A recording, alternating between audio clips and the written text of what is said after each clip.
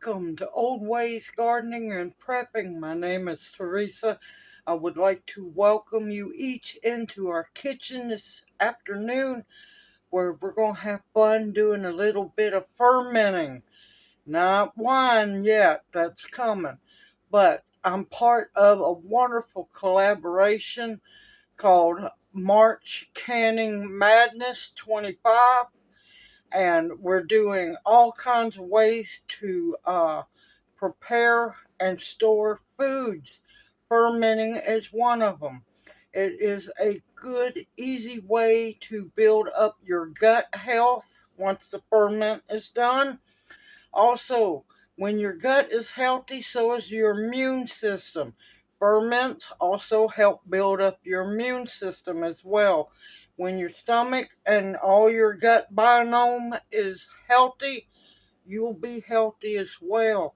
So, with that being said, let's have some fun fermenting some carrots. All right, we have a menagerie of what we're going to do, and it's going to be kind of Asian spiced fermented carrots and onions, and it's not hard to do, y'all. Now, I'm doing it in a half-a-gallon jar. You can also do it as long as you follow the simple instructions in pint jars or quart jars as well. And you can do bigger ferments also. Now, first off, we're going to start on the water, also the brine. You have to have a heavy salted brine for your ferments, so mold and nasty stuff does not grow in your ferments, and your good bacteria will thrive.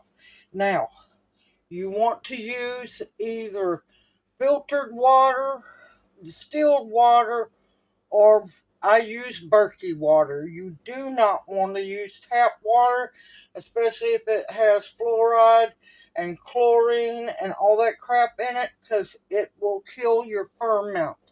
Now, I have a half a gallon of fresh water out of my Berkey, and to this, I'm going to add 4 tablespoons of Redmond salt.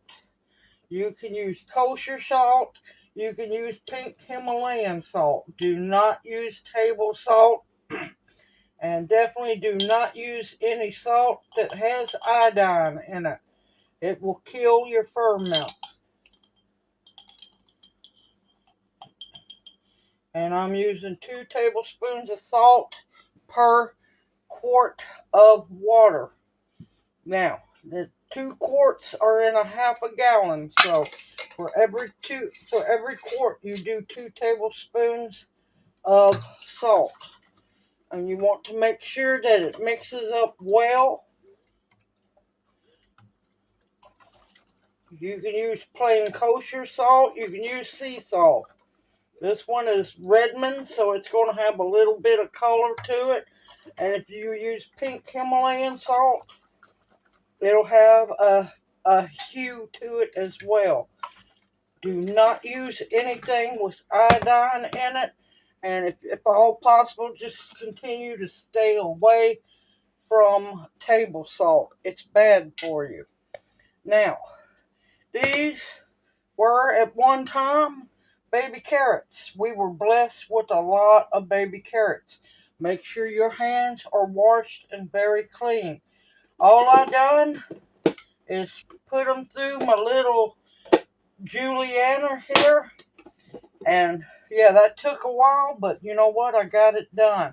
You want these julienne or round sliced, or like baby carrots, you can do them in quarters. It's all up to you. Now, I want some onion mixed in it. I'm telling you, these onions, I don't know where they came from, but they are tough as can be. Whew. And you can tell by the strong smell, they have been in storage for a good while. The stronger the onion, the longer it has been stored. Now, don't forget to save your peels, your ends, all that wonderful stuff. I'm setting it over here because that will be going into a bone broth or bone stock at some point. What I do is I bag them up, keep them in the freezer. It won't hurt a thing. Man, these onions are tough. And strong. You can use garlic, slice it up. You can mince it. I like apparently good strong onions. I prefer to slice the garlic up when adding them to a ferment, because that way it's easier for them to release their flavor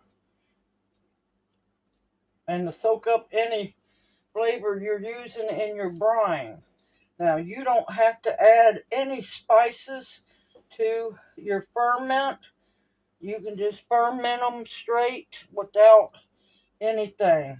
But I like to add just a little flavor. Life's too short to eat plain food.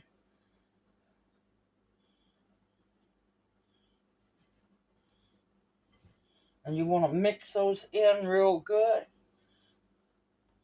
I'm just going to do one onion. Because these bad boys are some strong onions.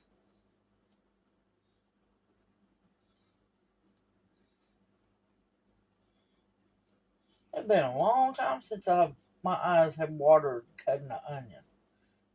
Long time. It's going to be a good old healthy onion here.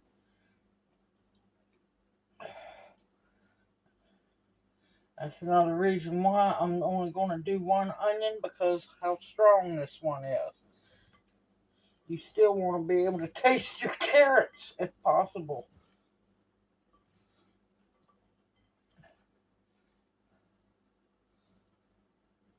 Whew. And these are good.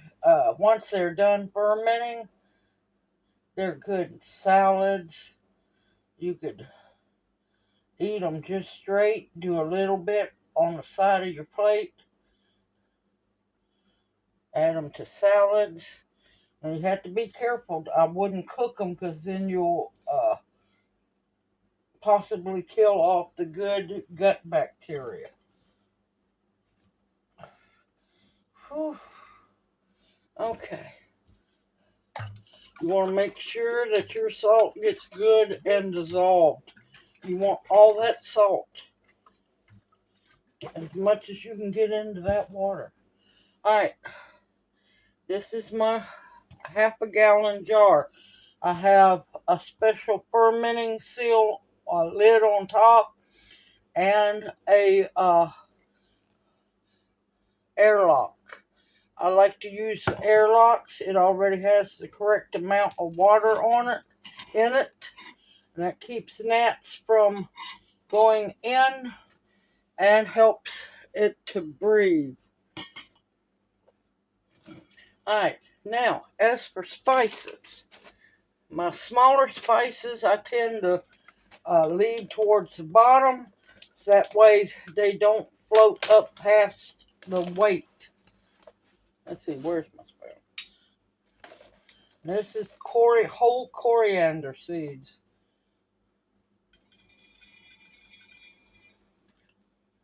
I'm going to do a tablespoon on the bottom.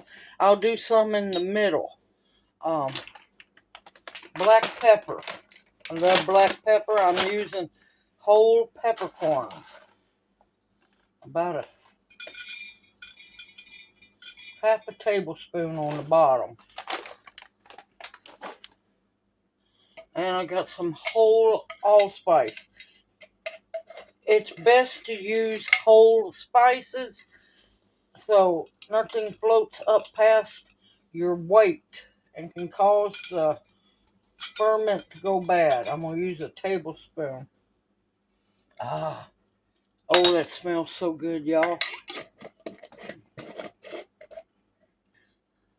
You could use You could use some cloves, which I thought I had some. The allspice is pretty close to the flavor of cloves, so apparently I don't need any cloves in the ferment. Now, don't use powdered cinnamon sticks. I use whole cinnamon. I'm going to put 2 in the bottom. Okay, that is enough for the bottom. Now I'm going to start adding a couple of handfuls in here. This is going to be good and so tasty and healthy.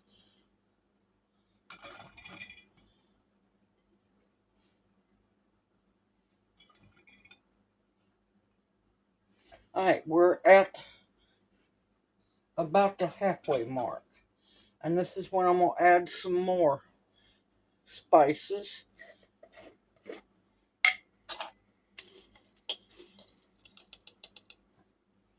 Tablespoon of whole allspice.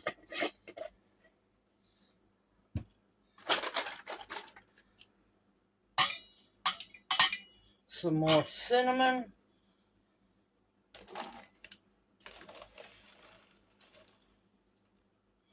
A tablespoon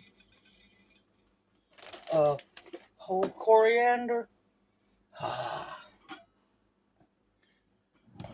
I'm going to set that aside a minute. Shake my brine up again. Now, it's really not much enough to make a difference, but I had some ginger that was going bad. So I'm going to throw what little bit I have in here.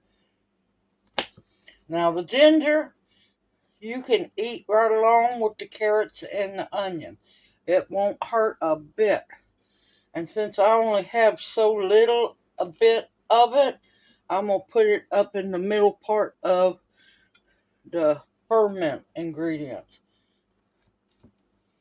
Now you can slice it in coins. I'm just julienning it.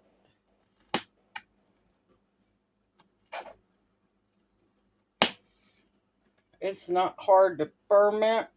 It's just that you got to make sure that your ginger, your carrots, everything is clean. Okay. We're going to keep on adding. Oh, I almost forgot. A little more black pepper. Because everything's going to lend flavor to it. I'm going to do a half a tablespoon. And yes, you will get this flavor in the ferment. And back to adding the ingredients.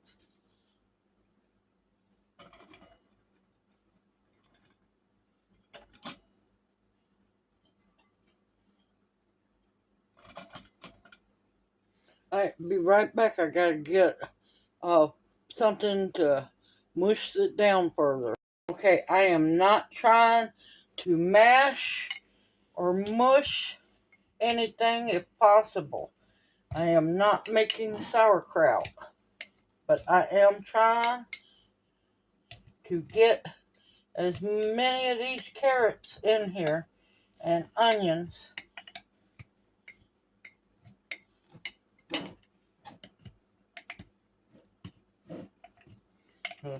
If I have to, I'll just freeze them in the same Ziploc bag with the onion peels, and they can go be ready to go into a bone stock.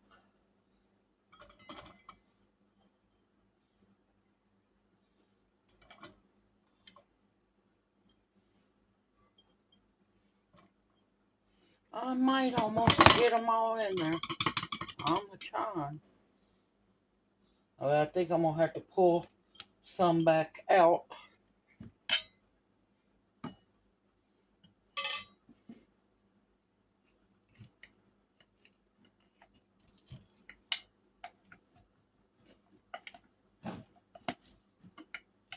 Because you got to leave enough room for the brine to cover it all.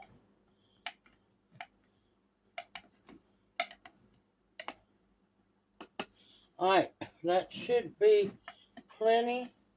In the jar, I only have a little bit left, so that will go into the bone stock bag. Now, make sure. Now, if you wanted to, you could add some hot peppers in here. That would be good. And later on, if you want to, once the ferment's done, you could make a very light, sweet, like light syrup. Don't put it in your jar, but when you go to make a salad, you could toss them in a sweet sauce or a sweet dressing for your salad. Like a honey vinaigrette, something like that. You don't want ungodly sweet. Alright, now, probably not going to use all this brine, so don't worry one bit.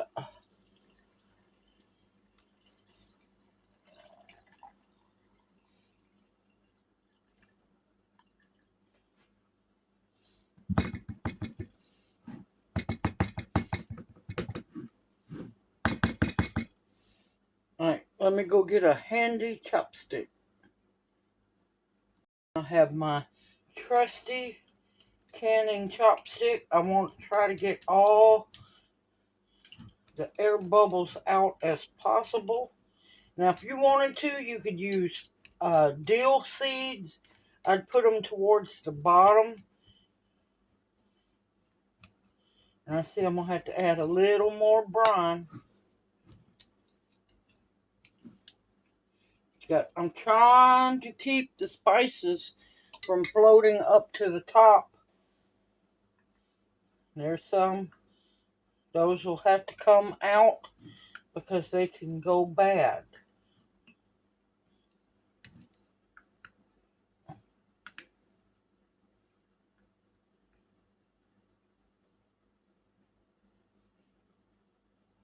And any little bitty pieces of carrot or anything like that, if they float up, they could be potential problems. So just take them on out.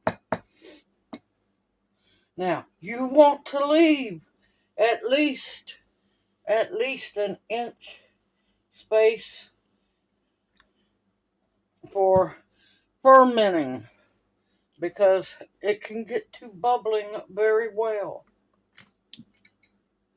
That wasn't graceful, but sometimes you just have to flop it in there. Now, you want to make sure there's no floaters. Get the floating anything out, like carrots, which can go back into the bowl to go into the freezer.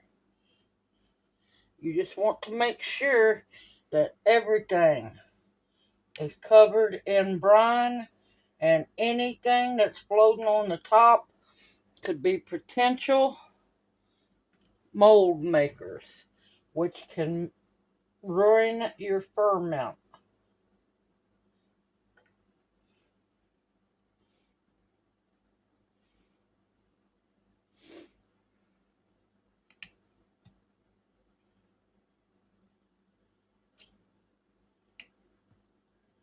And yes, I'm not worried about the brine water. I will put that in the freezer bag as well to go into bone stock. See, there's one that's wanting to float up just barely on the side. Okay, I'm going to have to keep an eye on my liquid level because it's a little high at the moment. Now, there could be more bubbles down in here. I think I got them all. You never know completely, but there's a good chance the brine level will go down. And if it does, that's fine. You want to keep an eye on your brine level. Never let it go to where your carrots or whatever's on top goes above the brine. Like I said, that can cause trouble. And see, simple, easy, homemade. And if I can do this, you can do this too. Now, your leftover brine water. You can keep making more carrots. Or now I've got this kind of Asian seasoned. You can make it spicy. You can make it plain. You can add the garlic. You can add uh, dried hot peppers. I tend to, when I'm doing the fermenting, I like to use dried ingredients because less likely for things to go bad. The garlic is fine to use fresh, so is the onions. But just make sure that if any of your spices float up past the weight, scoop them out. Check on it every couple of days. If a little bit of white scum starts on the top, just gently scoop that out and add just a tad bit more brine back in it. Now, this brine is good still. You can still use it for other ferments. You can put it in your refrigerator and store it. You can make more ferments with it. Endless possibilities. This is simple, easy, and as soon as, let's see, about, because the bigger jars take a little bit longer. It also depends on how warm your home is. You can set this on your counter in your kitchen, not in bright lights, but a little darker spot. It can take 2 weeks. Sometimes bigger jars can take 3, maybe 4 weeks. But once you don't see any more bubbles or your airlock jiggling, your ferment is done. Now you can let it keep fermenting until you get the flavor that you like. Um, Once you get the flavor you like, take the bubbler off, put a regular canning lid and band on it, and store it in the fridge and use it as often as possible. They have, depending on the shelf life in your fridge, these are really good. So they're not going to last that long. Um, They can last up to, if stored correctly, up to a year in your fridge.